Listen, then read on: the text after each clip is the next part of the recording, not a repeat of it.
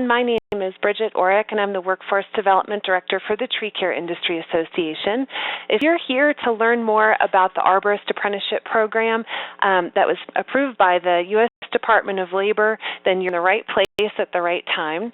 I am going to go ahead and get started. I want to keep this presentation to about a half hour or maybe just a little bit longer in length, and give you guys some time at the end of the conversation to ask a lot of questions.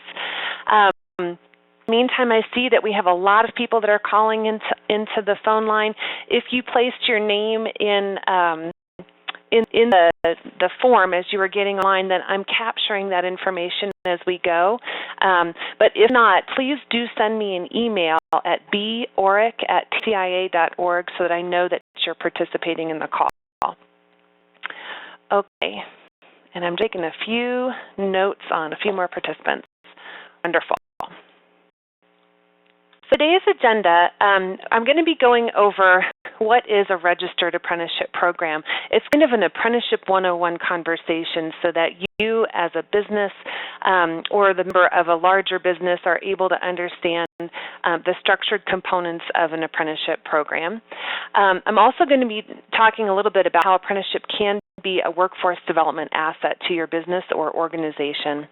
We're going to go over a couple of concepts that I call our Mythbusters, and then finally we're going to dive right into the requirements for the Arborist Apprenticeship Program that was approved by the U.S. Department of Labor. I'll outline a couple of next steps, including a meeting that we have coming up in the month of July to validate the apprenticeship program and get started in Missouri. So one of the challenges that tree care businesses have, and it's beyond just our industry, it's many other industries, is when there's a lot of employee rollover, there's an exceptional cost associated with that. In some research studies, they can say they've measured this cost, and it can be very, very frustrating for business owners because they invest in people that come to them, and within a couple of months or over the next couple of years, they may leave the organization before they are truly skilled up and able to produce a good profit in any service industry. Well, a lot of people end up leaving their jobs because they have received poor job training within the first year, and I think that would be true for any sector of employment. If they didn't learn the information that they needed to know to be successful, then they don't have the confidence to perform well in their job, and that costs the employer directly. Frustrating for people. The replacement cost can be 30 to 50% their individual's annual salary as they're first coming in at the entry level. At our mid-level position, that can be almost 150% of their annual salary, and a high-level skilled individual, so someone that's an experienced tree climber, can cost a business up to 400% of their annual salary to replace that individual. Now, those costs are associated with recruiting and training up new people, so what we're looking at is how do we reduce the cost to the business owner? How do we help them find and attract qualified talent and retain those individuals over the long term? So apprenticeship can really help address all of those key issues that employers are having, both in St. Louis and throughout the state of Missouri. Apprenticeship has been demonstrated to help build a competitive workforce in many other sectors of employment. And most of us are most familiar with construction trades like plumbing or electricians, but there's also apprenticeship programs in some new non-traditional occupations like information technology and healthcare. So this model is kind of in the re-explosion phase as a way that employers can skill up and retain a qualified workforce. The apprenticeship model is time-tested. It's been in place for thousands of years. When you take an individual that's at the novice level and you place them with somebody that is experienced and knowledgeable and allow that to be a structured program in which they're learning and feeding back into the system, it really has been demonstrated to help develop a better workforce that will stay with the employers in the long term. Finally, it's very adaptable and flexible. The businesses in St. Louis are multiple different sizes. There are some businesses that are, almost $1 billion in size that are part of a larger organization, and then there are some that are just family-owned businesses, and they may or may not have employee training and development programs that are transferable. So this is very adaptable, flexible, and also accessible. So there are basically 5 core components of every registered apprenticeship program. The very first component is employer involvement. This program does not exist without employers buying into it and participating in it. So it doesn't exist external to the business or organization. It has to have an engaged group of employers associated with it to make it successful. So, one of the components is structured on-the-job learning. So individuals that are apprentices are employed by a business, and they're learning things on the job as they go through the program. So the employer has to be willing to help offer some kind of training to individuals as they are employed. The component is related training and instruction. So apprentices will leave the workplace for a very short period of time to go and receive additional training from a subject matter expert. Sometimes that happens at a community college, sometimes it happens at a training provider, or other different organizations within the region. The fourth thing is rewards for skill gains. There's a career path progression in an apprenticeship program. The Arborist Apprenticeship it takes about 3.5 years to complete the program, and individuals are progressing as they're going through the program. They are rewarded for those skill gains with salary increases, with hourly wage increases. Many businesses may or may not have an employee training and development program, but an apprenticeship helps to get that program recognized on a larger level. So an occupational credential is awarded at the end of the program from the U.S. Department of Labor. And that is a portable credential that individual receives. It's the Journey Worker credential, and there are many colleges that will accept that credential in exchange for college credit. So if an individual wants to continue pursuing professional development at the end of an apprenticeship program, there's a lot of colleges that will accept that for college credit as they continue pursuing an associate or bachelor's degree. Well, I like to show this map just to give everyone a little bit of perspective.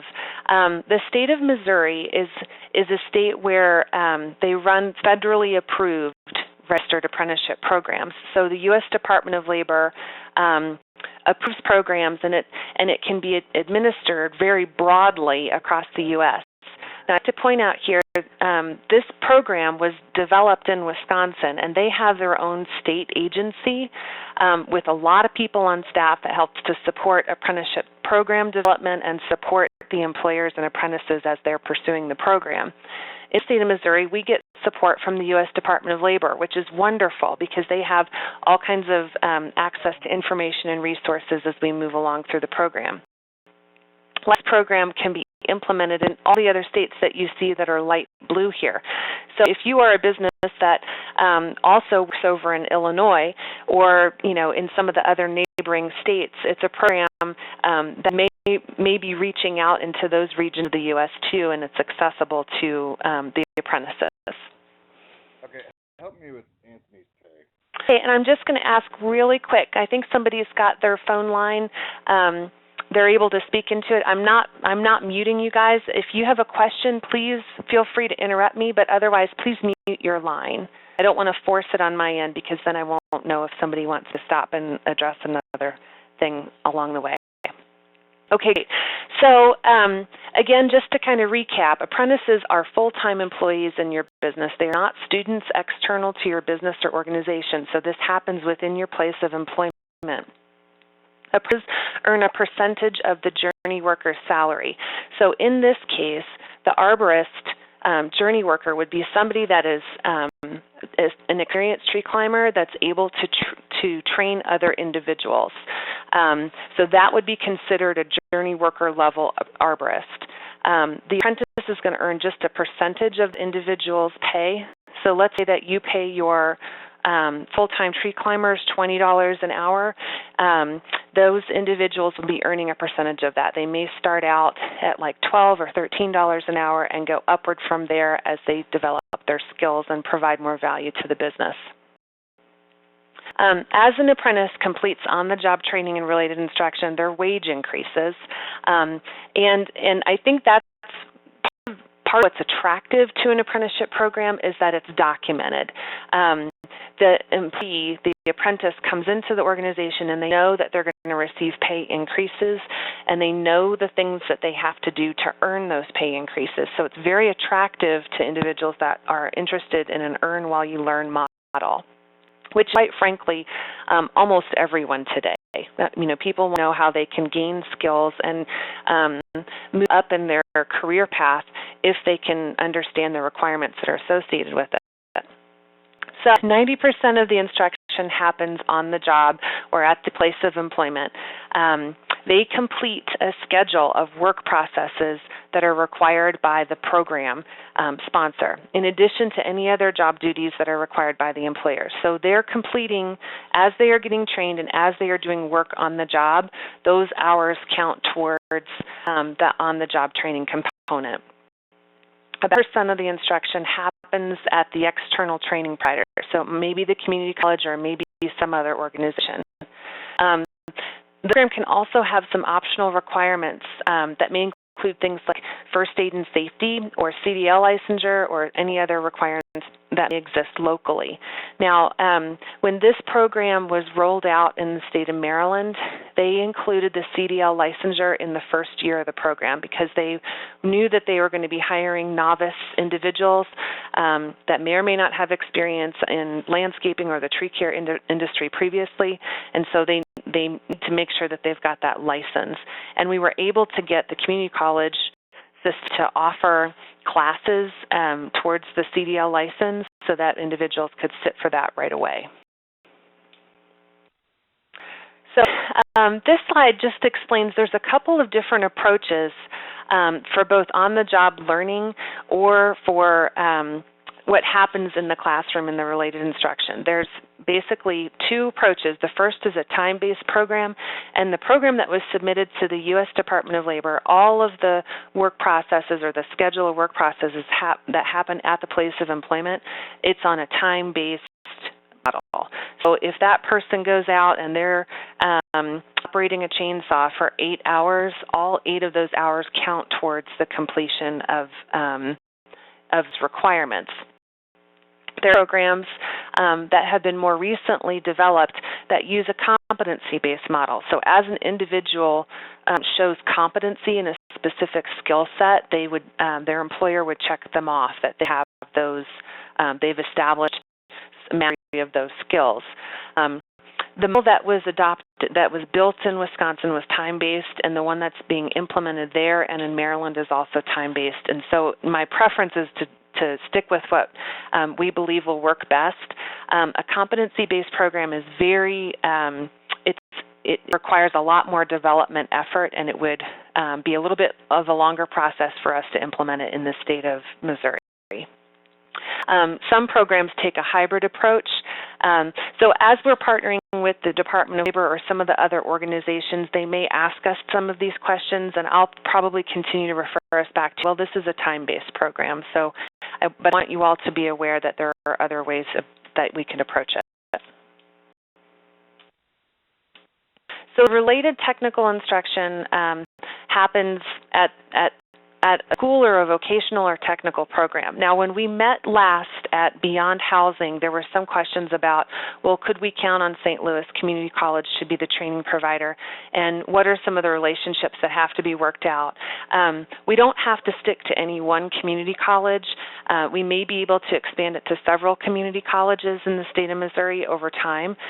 For right now, it would be good for us to establish one champion or one partner, and once we determine that the employers really decide that they want to move forward with a registered apprenticeship program, then we can start having those conversations. Now, one of the things I want to steer us towards is using a community college partner, because they have a lot of resources available to the apprentices in addition to the technical training. Like they can help with adult basic education or reading skills or some of the other soft skills that exist or that need to be in place for individuals to be successful in their career. Now, there are some other organizations that could provide training, but the best bang for your buck is going to be through the community college system. One of the things that we would be working towards is having a better understanding of what the journey worker rate of pay would be specific to that job market. So they always say that you have to start the journey worker above federal minimum wage, but we all know to be competitive both with workers in this industry and in other industries, we have to pay a little bit more than minimum wage to be successful. Something that we would work to understand collaboratively together as part of the process is, what does a skilled tree climber earn, and would businesses be able to pay a percentage of that as individuals progress upward in their skills?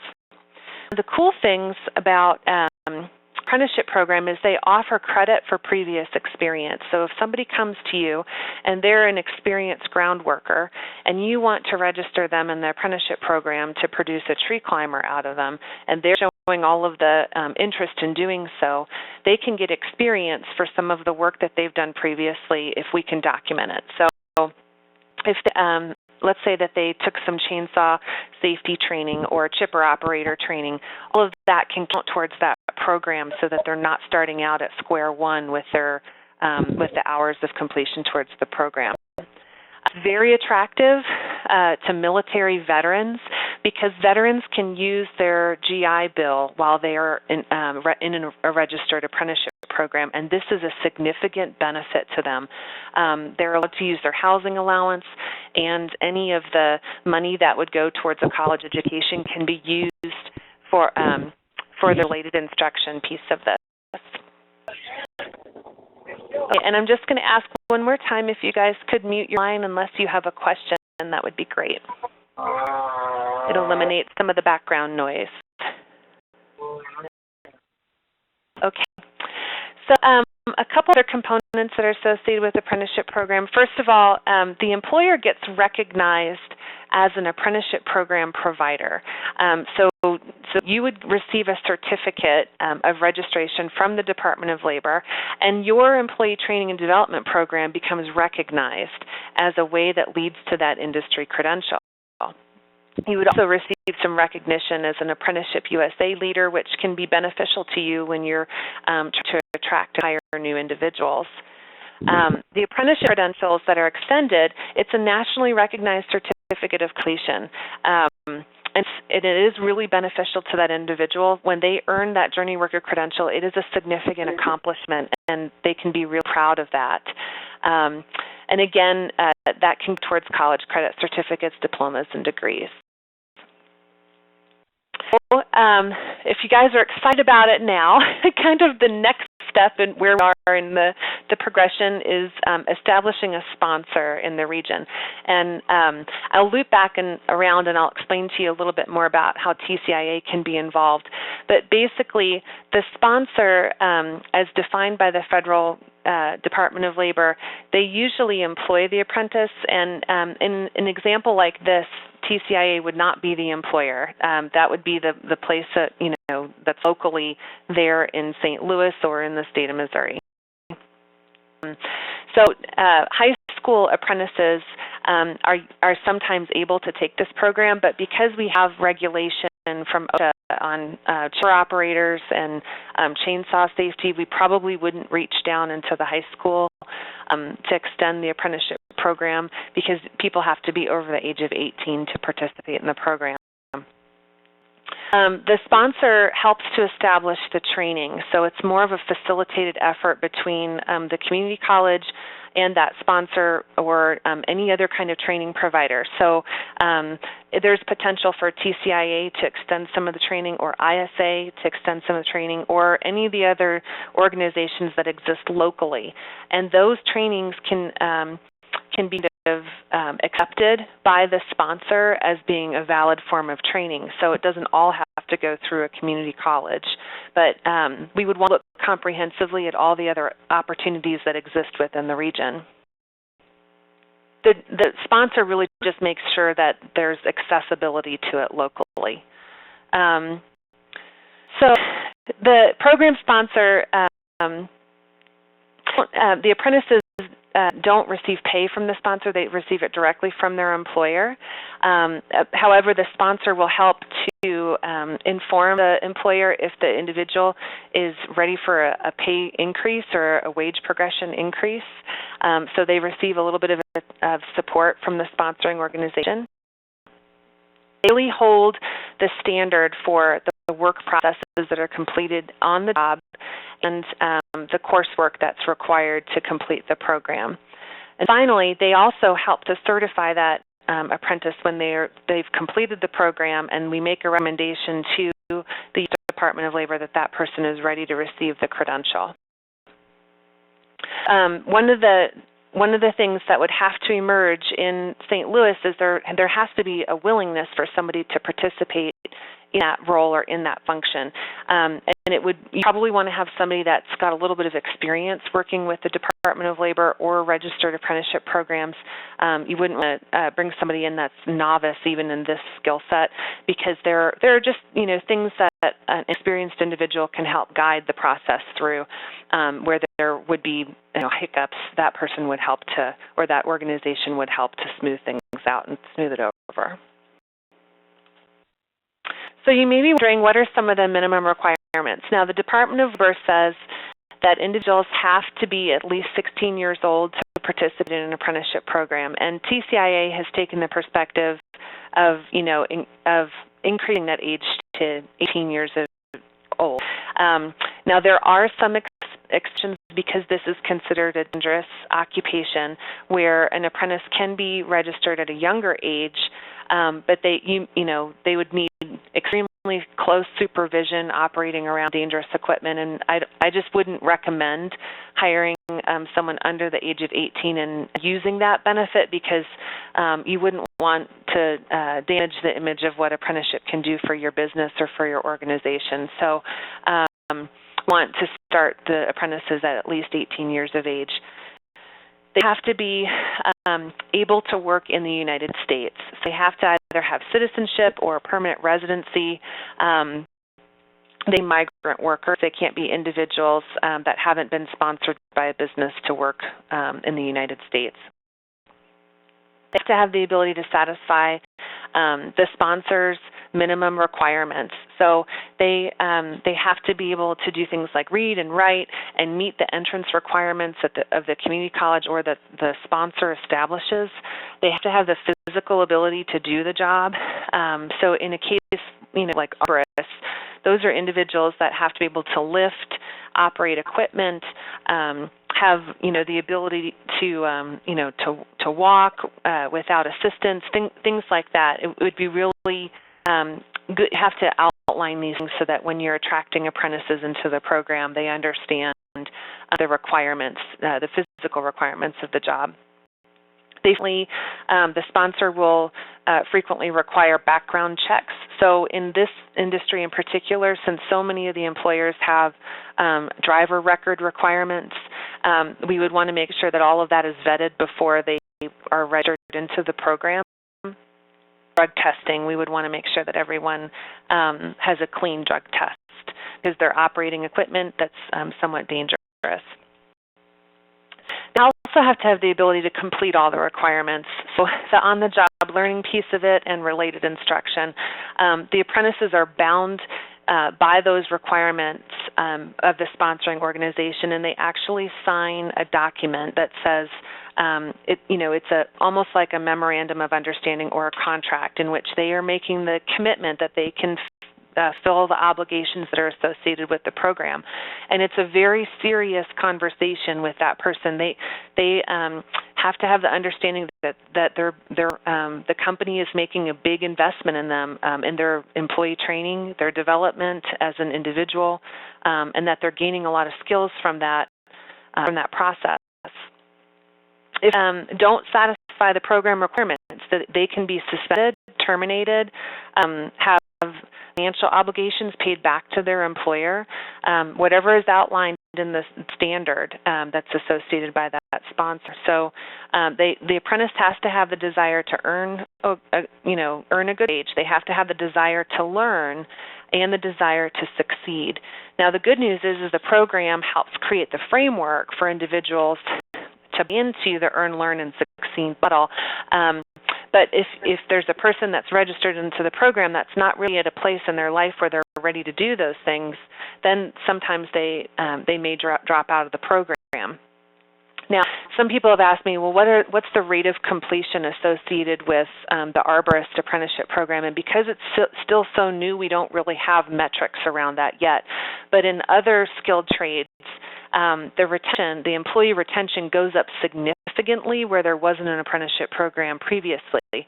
In the state of Maryland, they're boasting an 87% retention rate in all applicable trades. So that's a very high rate of retention. I think we could probably count on individuals for every 4 out of 5 that are registered in the program, they're going to stick with the program and complete it.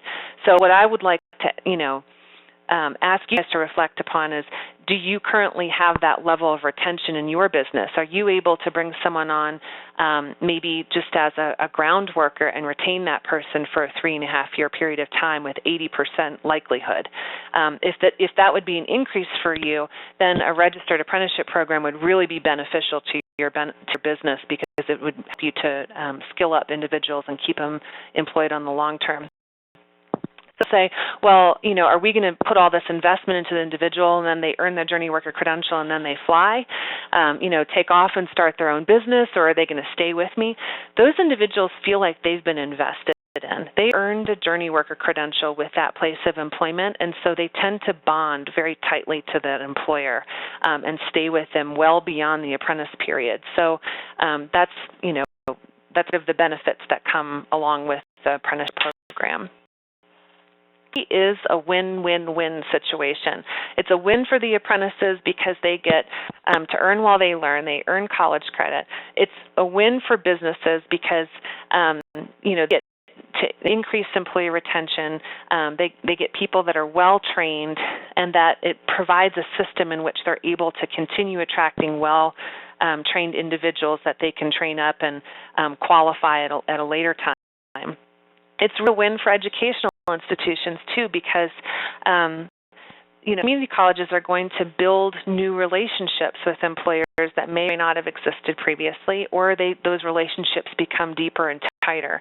There are articulation agreements that can exist between the sponsor and college programs and the courses that are being taken can actually be credit classes that are part of a different degree program. And it increases enrollment at that institution. So those are some of the selling points that we have to take to a community college and say, hey, we'd like to start a registered apprenticeship program. We're basically guaranteeing that they're going to have student enrollment in those courses, and that's what they're really looking for in terms of their financial obligations for running the courses. So a couple of mythbusters that exist. Apprenticeship is not an internship. Again, it happens at the place of employment. So those individuals are with you for the long term. They are full-time employees. Secondly, apprenticeship does not encourage organized labor unions. A good example of that are the apprenticeship programs that are administered by associated builders and contractors. ABC has excellent training programs for plumbers and electricians and other skilled trades in the construction industry, and that organization does not promote unionization or organized labor.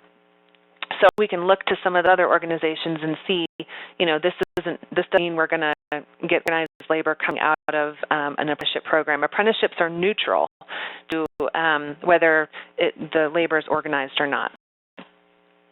The apprentices can be new employees that you bring in from the outside or current employees that you wish to develop. So if you have a person that you believe has incredible potential, you can register that current employee in the program in addition to using it as a way to attract new people to your business. apprenticeship receives significant support from the sponsoring organization. So if that sponsor becomes TCIA or another local organization, you're going to get that support in training that person moving forward. Right into the Arborist Apprenticeship Program so that you can learn some of the requirements associated with it. Now, the ones that I'm going to show you today were approved by the U.S. Department of Labor, and I'm going to show you some modifications that were made to it in the state of Maryland because that state has a licensure requirement, and also they determined that there were a few nuances that they wanted to modify as part of that program. It takes an individual approximately 3 to 3.5 years to complete the program.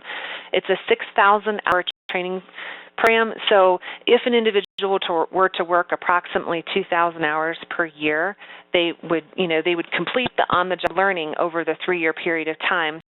But there's also some coursework that they're taking as they go. So it really depends on how many extra hours a person works over the course of a year, how much overtime that they, work over that year, and then also how the courses are offered over that entire apprenticeship period of time. It has to be supervised by a skilled arborist. So if your business has a trainer on staff, or it could be somebody that's just a crew leader, someone that has some experience, that would be the person that the apprentice would be assigned to report to. And it can shift on any one day. So if your business has multiple crews and the apprentice may be working with different crews depending on the day of the week or the week of the month, it's okay for that person to shift around as long as the sponsor has knowledge of it. So the related instruction, it's a minimum of 144 hours per year. This equates to about, we're kind of looking at it, about 4 credits of coursework over a 1-year period of time. The courses that were designed in Wisconsin are being delivered at Milwaukee Area Technical College, and they were designed in 1-credit increments. So individuals will be taking about 4 1-credit classes over the course of a year, or 2 in the fall and 2 in the spring. How those courses are delivered are completely up to the sponsor and to the businesses. The businesses can request that the classes run at a specific time that works well around their work schedule. The thing to be mindful of is that you want to create a instruction model that works for the apprentice for them to succeed and do well. Obviously, in this industry, in the summer months, people are working really hard, long hours, and you don't want to send your apprentice to night school after they've pulled a 12-hour shift doing brush and cutting trees down and doing some of the labor-intensive work. They'll fall asleep in the classroom. So as it's being designed and structured, you want to be mindful of creating a program that will be successful for the apprentice. The related instruction that was introduced by Wisconsin has 440 hours. However, in the state of Maryland, they decided that they want to make CDL licensure an additional requirement on top of that. So it ended up being about 512 hours in Maryland. A state of Missouri, you could make those types of adjustments or decisions also. Everything is customizable within that state or region. So here are the work processes that are completed on the job. Now, I'm going to go ahead and explain an additional few pieces here. So the very first one is that the individual has to adhere to ANSI and employer safety standards for all work, and that's specific to the tree care industry.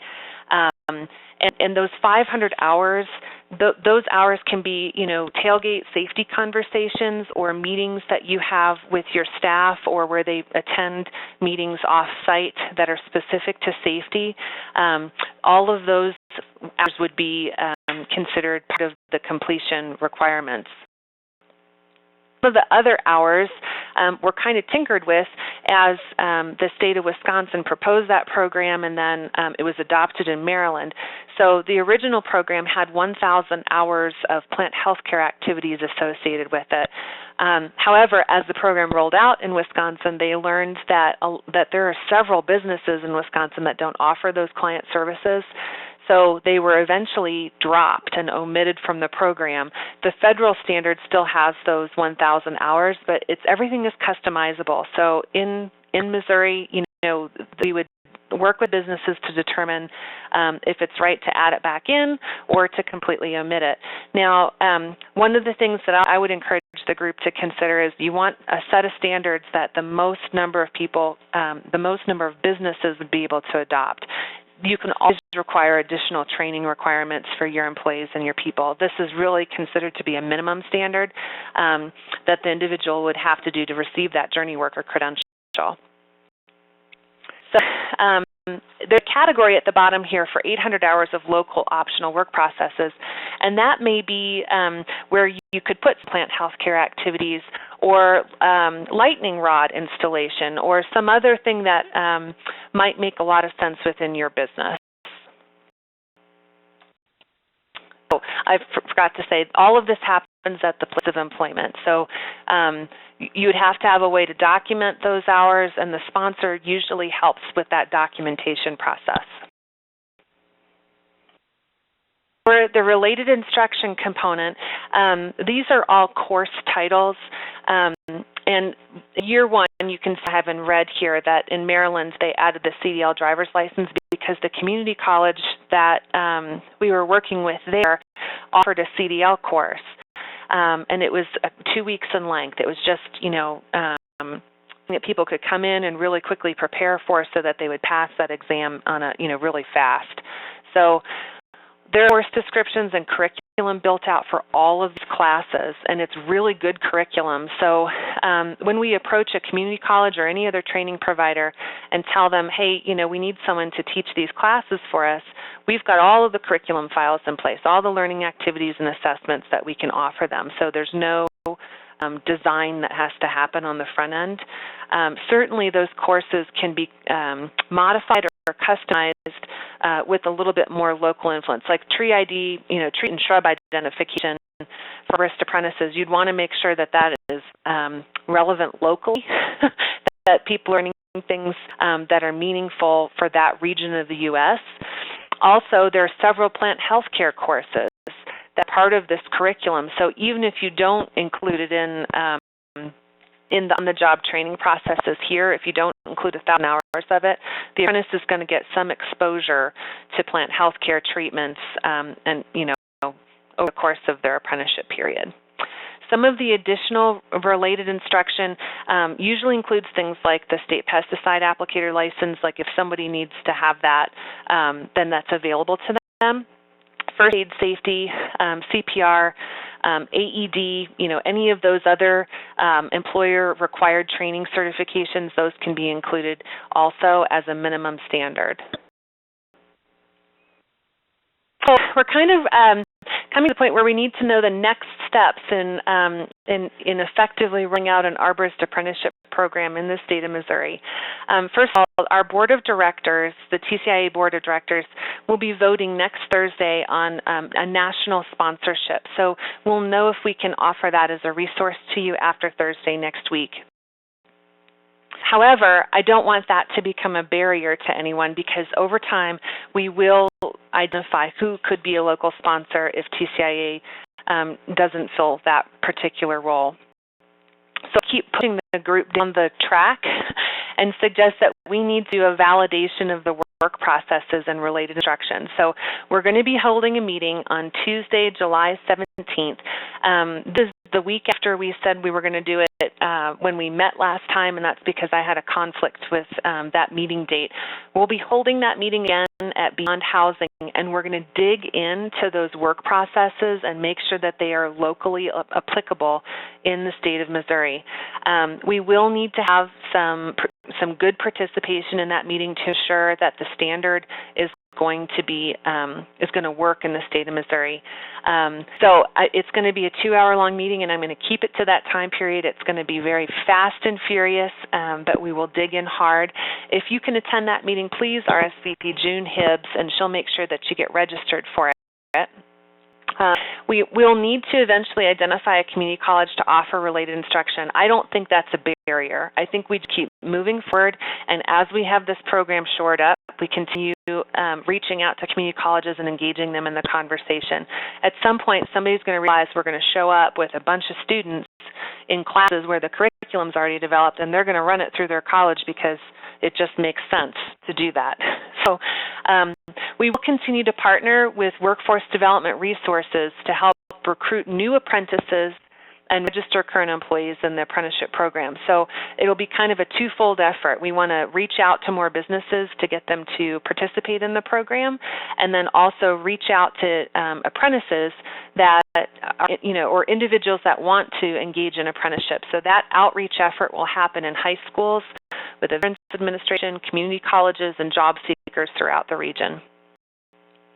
Finally, we would need to evaluate if any additional wraparound services are necessary to support apprentices while they're in that registered program. So if we get a big pool of people that need some additional support with their reading skills, which can sometimes happen, if we're partnered up with a community college, they have the ability to offer that and extend it to the apprentices.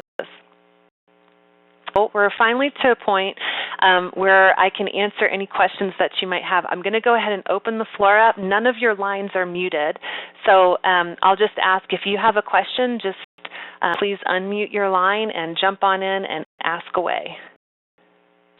I go off a little bit.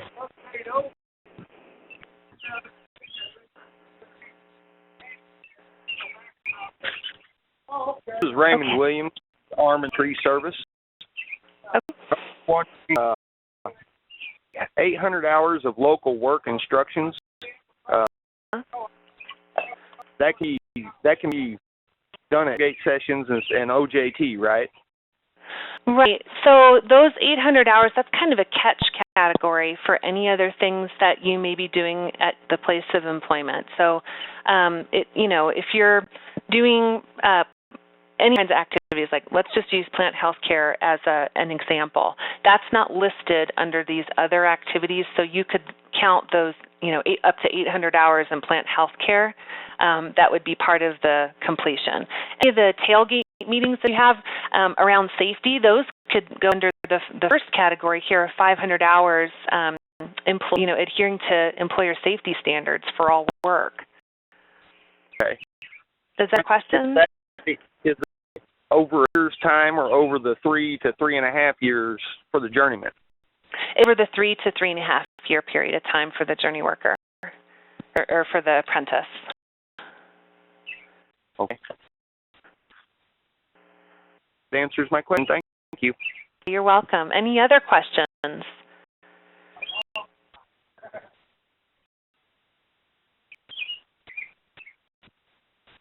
Beautiful robin in the background.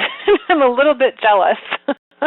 Somebody is enjoying us from the work site maybe, or from outside.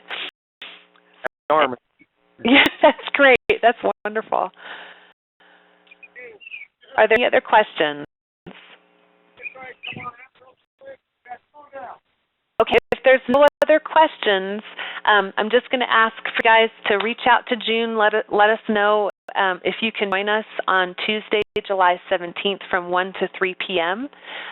Again, her email address is jhibbs, Hibbs, @tcia.org. We will do a statewide outreach to try to attract people to come to this meeting and provide input so that we structure a program that's going to work for employers in the state of Missouri.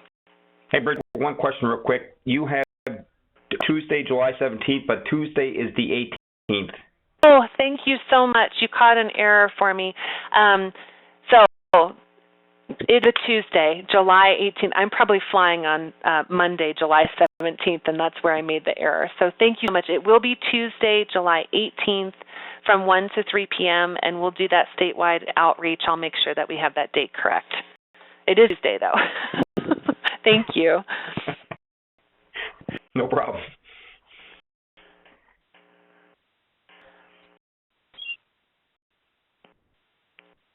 No other questions, then I'll go ahead and close up the webinar. I am available for any other questions that you might have. If you want to talk to me directly, My personal direct phone number is 603-792-1287.